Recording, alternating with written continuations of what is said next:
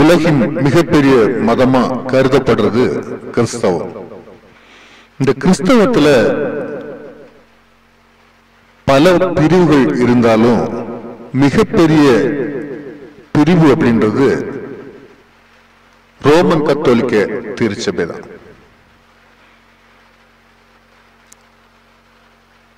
இயேசு கிறிஸ்து உலகத்துல பிறந்து வாழ்ந்து மரித்து உயிர்த்த பின்பு அவர் பரலோகம் சென்றதா கிறிஸ்தவம் நம்புது. இஸ்லாமும் இத நம்புறாங்க. ஏன்னா கிறிஸ்து பரலோகம் சென்று விட்டார், அவரு திரும்பி வருவார் அப்படின்றத இஸ்லாமிய நம்பிக்கையாகவும் இருக்கு.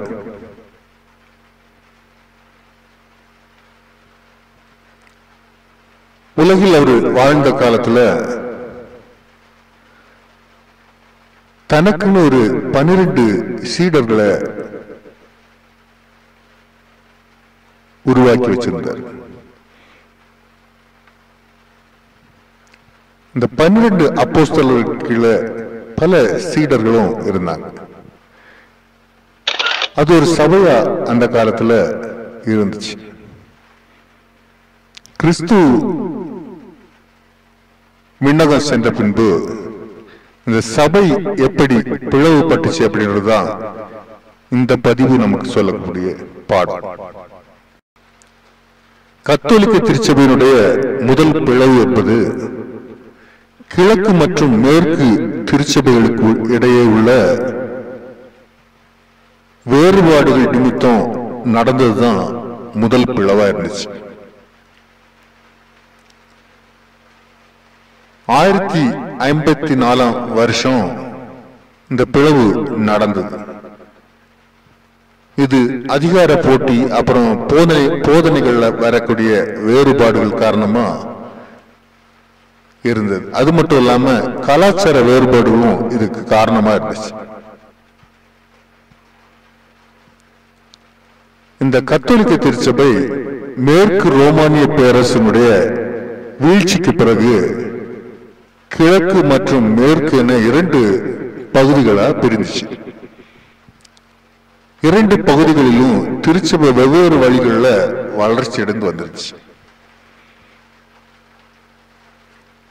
வேறு வேறு வழிகளான அந்த வழிபாட்டு முறைகளும் சித்தாந்தங்களும் தான் இந்த பிளவுக்கான முக்கிய காரணமாக அமைஞ்சு.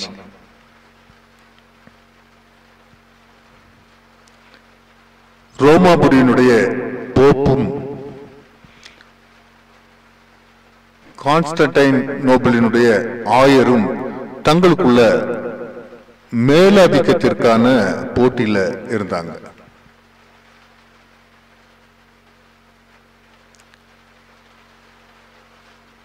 இது இந்த 2 திருச்சபைகளுக்கு இடையில மிகப்பெரிய பிளவை முதல்ல உருவாக்குச்சு.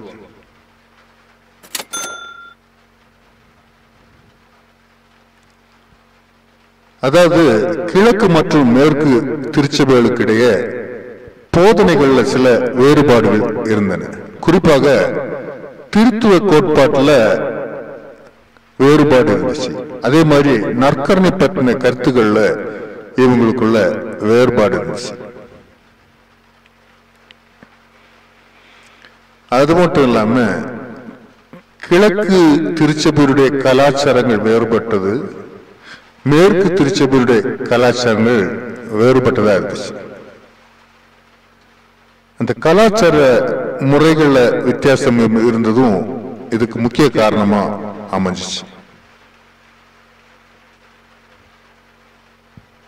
இந்த பிரிவை தொடர்ந்து கிழக்கு திருச்சபையானது ஆர்த்தடாக்ஸ் திருச்சபை என்றும், மேற்கு திருச்சபையானது ரோமன் கத்தோலிக்க திருச்சபை என்றும் அழைக்கப்பட்டது.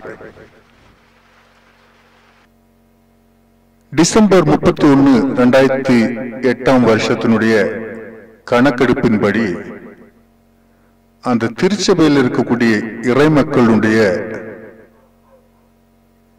எண்ணிக்கை அப்படின்னா 1,166 மில்லியன் இறைமக்கள் கொண்டதா இருக்குது.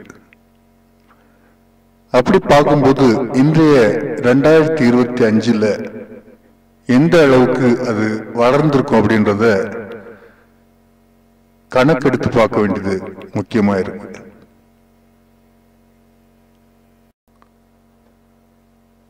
உலகின் மிகப்பெரிய சமய பிரிவான கத்தோலிக்க திருச்சபை ஏனைய கிறிஸ்தவ சபைகளைப் போலவே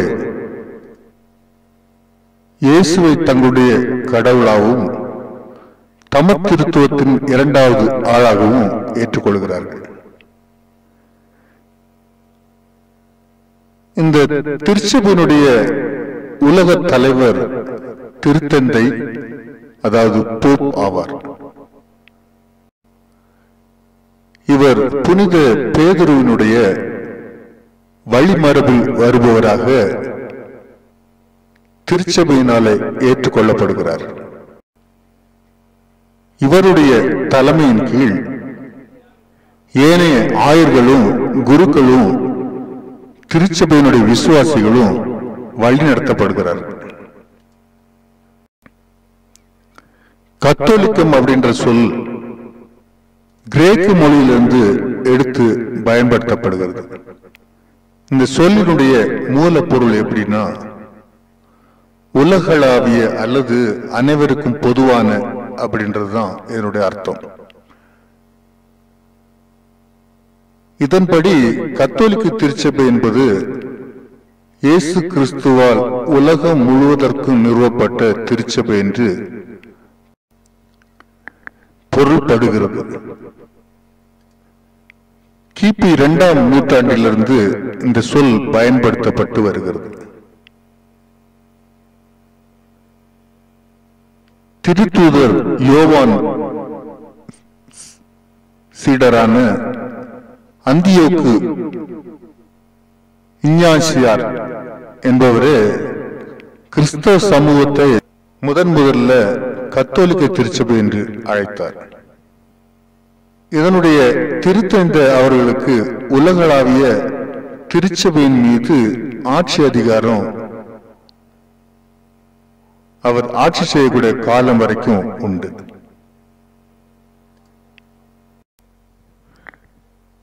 கிபி 4ஆம் நூற்றாண்டுல கிறிஸ்தவம் ரோமாபுரியினுடைய சட்டப்பூர்வமாக்கப்பட்டது. கிபி 313 ஆண்டு ரோம பேரரசன் கான்ஸ்டன்டைன் வெளியிட்ட அரசாணையில ரோமை அரசு அந்த நாட்டில் உள்ள சமயங்கள், அதாவது மதங்கள்ல நடுநிலைமையோடு நடந்து கொள்ளும் அப்படின்னு தெரிவிச்சார்.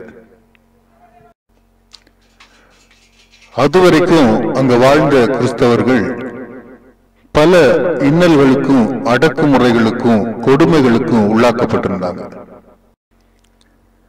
இந்த சட்டம் வந்த பிறகுதான் கிறிஸ்தவர்களுக்கு அந்த நாட்டுல இருந்த எல்லா அடக்குமுறைகளிலிருந்தும் விடுதலை கிடைச்சு. பேரரசர் கான்ஸ்டன்டைன் இறந்த பின்பு தியோடியஸ் அப்படின்ற ஒரு இன்னொரு பேரரசர் உருவானார். இந்த பேரரசர் கிறிஸ்தவராக ஞானஸ்நானம் செய்யப்பட்டு கிபி 380ஆம் ஆண்டுல கிறிஸ்தவம் ரோமாபுரியினுடைய அரச மதமாக ஏற்றுக்கொள்ளப்பட்டது. இந்த காலகட்டங்களுக்கு பின்பு 16ஆம் நூற்றாண்டுல மிகப்பெரிய பிளவு ஒண்ணு கத்தோலிக்க திருச்சபையில நடந்தது. கத்தோலிக்க மத குருவான மார்ட்டின் லூத்தர் அப்படின்றவரால இந்த பிளவு உருவாச்சு. மார்ட்டின் லூத்தர் 1483 வருஷம் 10ஆம் தேதி ஹோலி ரோமன் எம்பையர்ல ஐஸ்லபன் அப்படி சொல்லக்கூடிய இடத்துல பிறந்தார். இவருடைய தகப்பனுடைய பெயரு ஹான்ஸ் லூதர். இவங்க தாயாரோட பேரு மார்கரெட் லூதர். இவங்களுக்கு மகனாதான் ஹோலி ரோமன் எம்பையர்ல பிறந்தார். கத்தோலிக்க திருச்சபையினுடைய ஒரு குடும்பமா தான் இந்த குடும்பம் இருந்துச்சு. மார்ட்டின் லூத்தர் கத்தோலிக்க திருச்சபையினுடைய பிளவுல முக்கியமான நபரா கருதப்படுகிறார். இவரு கத்தோலிக்க திருச்சபை எப்படி பிரிச்சார் அப்படின்றத வரக்கூடிய பதிவுகளை நம்ம காணலாம். நன்றி, வணக்கம்.